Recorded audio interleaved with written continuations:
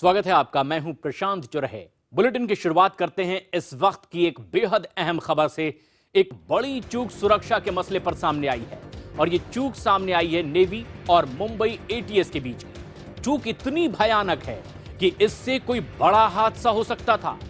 दरअसल 31 अक्टूबर को नेवी ने पहली बार आईएनएस कोच्चि से ब्रह्मोस मिसाइल का परीक्षण किया।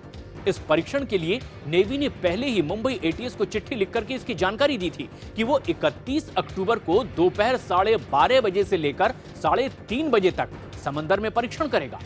ऐसे में इतने वक्त तक उस रूट पर कोई भी विमान न उड़ाया जाए, लेकिन यहीं पर एक गलती भी हुई। मुंबई एटीएस ने यह समय जीएमटी के हिसाब से समझा और रूट को शाम 6 से रात 9 बजे के लिए बंद रखा गया। यानी जिस वक्त ब्रह्मोस मिसाइल का परीक्षण किया जा रहा था, उसी वक्त उस रूट पर विमान उड़ान भरते रहे।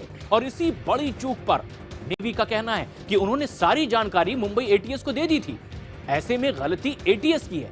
वहीं दूसरी तरफ एटीएस के अधिकारी इस मामले पर कुछ भी कहने से बचते नजर आ रहे हैं।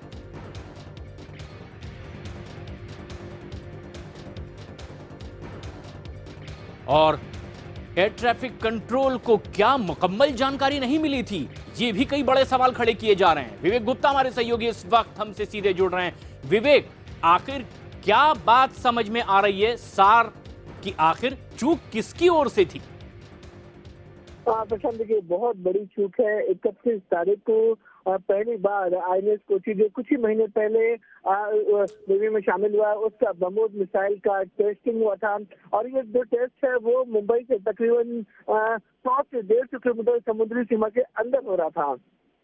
उसी समय जब ब्रह्मोस मिसाइल की जब ये टेस्टिंग हो रही थी, तो नेवी का दावा है कि इन्होंने मुंबई एटीसी यानी कि मुंबई एयर ट्रैफिक कंट्रोलर को बकायदा चिट्ठी लिखी थी, बकायदा सारे कागजात भिजवाए थे और उनसे मांग की थी कि दोपहर 12:30 से 3:30 बजे तक उस एरिया को नो फ्लाइंग जोन बनाया जाए, यानी कोई भी हवाई जहाज उस एरिया में नहीं उड़ना चाहिए। लेकिन जो उसमें समय लिखा होता है उसमें साफ तौर पर लिखा था कि 12:30 PM से लेकर 3:30 दोपहर PM तक। लेकिन एटीसी सबसे बड़ी चूक हुई और एटीसी का कहना है कि जो समय सीमा नेवी ने बताया था उसमें इंडियन स्टैंडर्ड टाइम IST और ग्लोबल मैरीटाइम टाइम GMT ये कुछ भी जानकारी नहीं दी गई थी। उसको लेकर अब नेवी का साफ तौर पर कहना है कि उन्होंने पूरी जानकारी दी थी, उनके पास सारे दस्तावेज मौजूद है जो उन्होंने एटीसी को दी थी। लेकिन एटीएस के इस मामले में ज्यादा कोई अधिकारी सामने नहीं आ रहा है। लेकिन प्रशांत, ये अपने आप में एक बहुत बड़ी चूक है, क्योंकि जो ये नो फ्लाइंग जोन बनाया गया था वहाँ पे जितने भी है यूरोपियन कंट्रीज यानी जितने विदेशी फ्लाइट होते हैं वो वहाँ पे फ्लाई करते हैं। और 3 घंटे तक ब्रह्मोस मिसाइल जिसकी क्षमता तकरीबन 290 से 300 किलोमीटर हवा में रहकर किसी को भी नष्ट कर सकती है, वैसी मिसाइल का प्रशिक्षण करते समय हवाई जहाज नहीं रोके गए और लगातार उस एरिया में हवाई जहाज होते रहे, तो अपने आप में ये बड़ी चूक है। एक बड़ी चूक है, जबकि एटीसी यानी कि एयर ट्रैफिक कंट्रोल को इसकी बाकायदा जानकारी दी गई थी, लेकिन फिर भी ये एक चूक सामने आई है। फिलहाल विवेक, शुक्रिया आपका इस पूरी जानकारी के लिए।